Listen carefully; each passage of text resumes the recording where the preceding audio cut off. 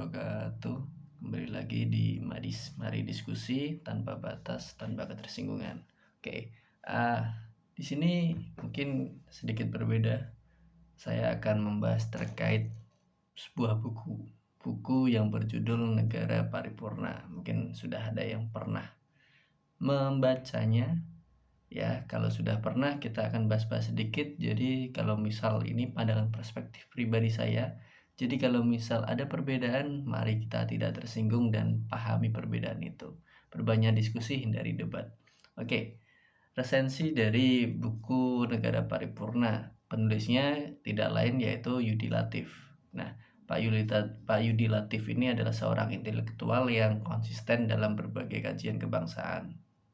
Nah, konsistensi dari menulis Pak Yudi Latif ini tidak hanya memajukan ya, tapi dia juga sebagai ilmuwan tetapi juga sekaligus menegaskan posisinya sebagai aktivis. Karir dari penelitian beliau dimulai dari beliau bergabung dengan Lembaga Pengetahuan Indonesia atau LIPI pada tahun 1993. Pak Yudi Latif juga merupakan penyusun dari rencana pendirian Universitas Paramadina yang berdiri pada tahun 1996.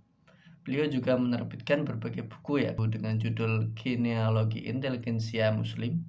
Bahkan beliau juga pernah menulis di berbagai media. Ya, kancah dari penulisnya kita bisa lihat di rubrik harian Kompas atau Republika ataupun majalah Gatra. Nah, kita akan masuk ke dalam buku dari Negara Paripurna.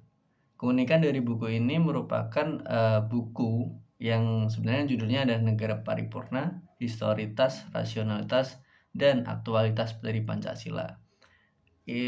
Keunikan dari buku ini terdapat pada kepiawaian ya dari penulisnya itu sendiri dalam mengulas sejarah pembentukan Pancasila dan sejarah bangsa Indonesia. Ia pun memberi gambaran tentang cara menghadapi masa depan bermodalkan Pancasila. Pancasila juga merupakan, kalau kita tahu ya, Pancasila merupakan warisan jenius Nusantara. Kita tidak bisa menampilkan itu. Sesuai dengan karakteristik lingkungan alam, sebagai negara yang memiliki banyak lautan yang ditaburi beribu-ribu kepulauan. Jenius Nusantara juga menggambarkan sifat lautan yang menyerap dan membersihkan tanpa mengotori lingkungannya. Sebagai negara kepulauan terbesar di Indonesia sendiri menjadi titik strategis persilangan antar benua ya dan antar samudera sendiri.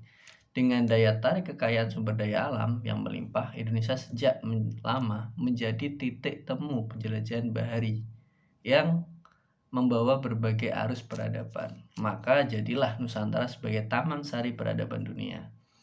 Selain itu, jenis Nusantara juga merefleksikan sifat tanahnya yang subur akibat muntahan debu vulkanik. Dengan demikian juga bisa dikatakan bahwa jenius Nusantara ini adalah kesanggupan untuk menerima serta berbagi. Apapun budaya dan ideologi selama dapat dicerna oleh tata nilai dan sistem sosial di Indonesia, maka dapat bebas berkembang. Nah, dalam buku ini juga dijelaskan bahwa penindasan ekonomi politik oleh kolonialisme dan kapitalisme memang banyak menggerus sifat-sifat kemakmuran, kosmopolitan religius, toleransi, dan kekeluargaan dari tanah air ini. Karena hal itu sangat mempengaruhi aspek-aspek kehidupan di negara ini, yang membuat negara menjadi tidak bisa berada dalam kebebasan yang nyata dan layak. Indonesia pada saat itu memerlukan dasar negara yang mutlak. Agar bisa menjalankan sistem kenegaraan itu sendiri, maka ketika Dr. Rajiman Widyadiningrat itu selaku Ketua BPUPKI pada Mei 1945 meminta agar sidang segera mengemukakan dasar negara Indonesia yang mengingat pada para pendiri bangsa untuk menggali kepribadian dan jati diri bangsa yang telah terpadam dalam dalam arus sejarah pada saat itu gitu. Dengan demikian berapapun rumusan dasar negara itu baru dikemukakan setelah ya atau selama masa sidang BPUPKI, bahan-bahan pemikirannya itu telah dipersiapkan sejak awal pergerakan kebangsaan Indonesia, setidaknya sejak dekade 1920-an. Berbagai kreativitas intelektual mulai digagas pada saat itu. Setidaknya ada penyintesisan aneka ideologi dan gugus pergerakan. dalam rangka membentuk blok historis. Nah, atau istilahnya kalau kita kenal adalah blok nasional, bersama demi mencapai kemerdekaan. Nah, dalam buku paripurna boleh saya katakan sangat tuntas membahas Pancasila dari perjalanan pemikiran para penyusun Pancasila yang pada saat itu ya untuk kepentingan masa depan Indonesia. Pandangan para tokoh dengan berlatar belakang pemikiran, bahkan pergulatan pemikiran dalam melahirkan setiap sila dalam Pancasila itu diulas tuntas dalam buku ini. Yang dibagi, kalau ini spoiler bentar, dibagi dalam 5 bab sesuai dengan sila Pancasila ini. Kita akan bahas per babnya ya. Kita akan lanjut langsung bab 1.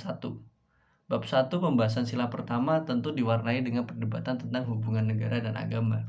Itu tidak bisa dipungkiri bahwa kelompok Islam menginginkan tidak ada pemilihan antara negara dan agama, sedangkan kelompok lain menginginkan pemisahan secara tegas antara negara dan agama, negara sekuler. Nah, namun akhirnya disepakati bahwa Indonesia bukan negara agama, namun juga bukan negara sekuler. Jadi, tetapi sebagian negara yang mengakomodasi kepentingan agama yang ada. Nah, keputusan ini terang saja mengecewakan kelompok Islam dan menjadi isu politik pada pemilu 1955. Nah, namun ternyata Masyumi yang mengusung isu ini tidak memenangkan pemilu secara mutlak untuk mengganti Pancasila.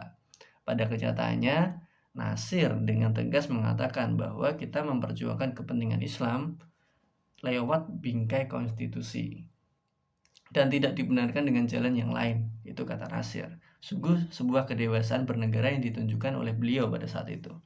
Nah, pembahasan yang menarik juga terjadi pada sila yang kedua, di mana masalah internasionalisme, egalitarisme, dan isu HAM telah menjadi pertimbangan untuk dimasukkan ke dalam konstitusi. Namun, mereka tidak bisa menerima sikap hidup individualisme dan liberal pada saat itu, baik secara filosofis maupun melihat aspek historis bangsa. Pada sila ketiga, dengan tegas Soekarno juga mengatakan bahwa nasionalisme yang kita inginkan adalah nasionalisme yang menempatkan bangsa sejajar dengan bangsa lain. Tidak merasa sebagai bangsa yang lebih hebat dengan bangsa lain sehingga terjerumus pada chauvinisme yang kebanyakan dianut oleh bangsa barat.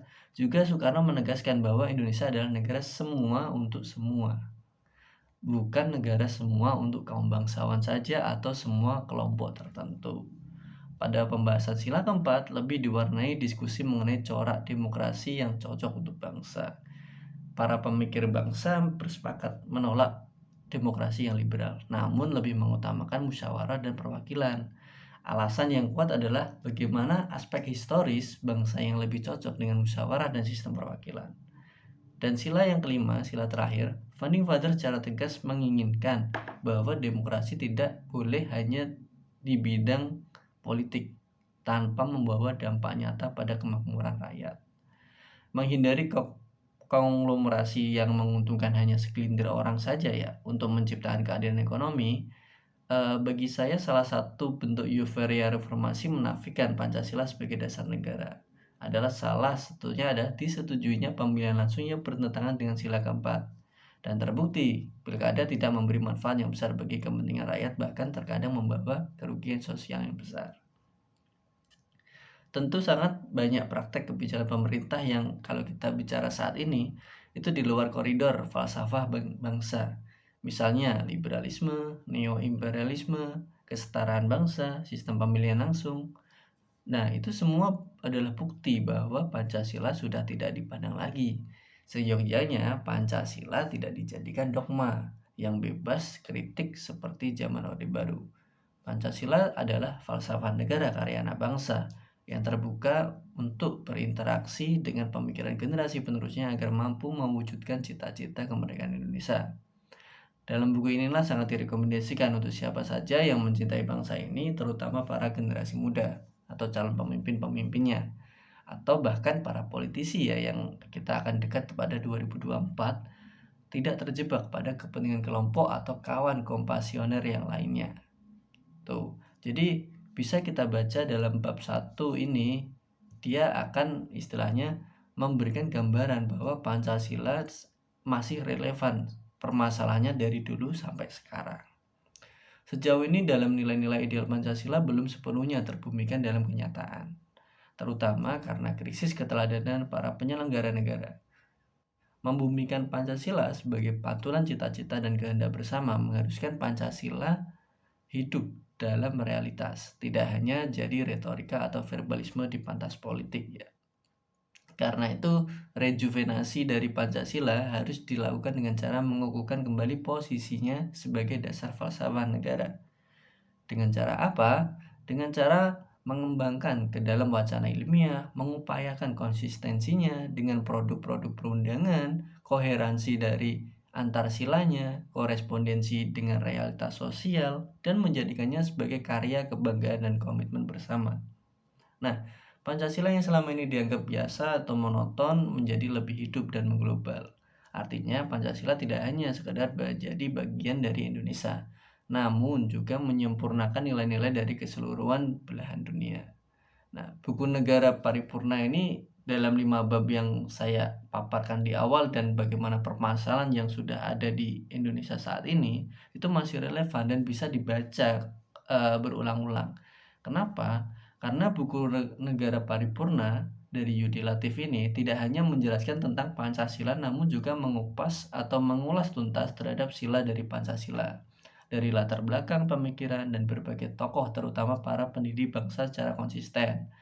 Menurut saya pribadi bahwa buku ini sangat baik untuk dibaca oleh mahasiswa, terutama mahasiswa jurusan pendidikan kewarganegaraan mungkin.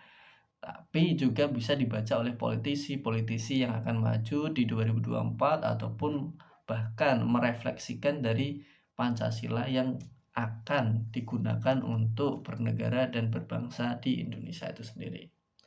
Mungkin sekian dari saya, dari penjelasan-penjelasan yang bisa mungkin dijadikan manfaat dan berbagi sedikit ilmu.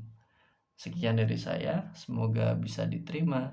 Assalamualaikum warahmatullahi wabarakatuh.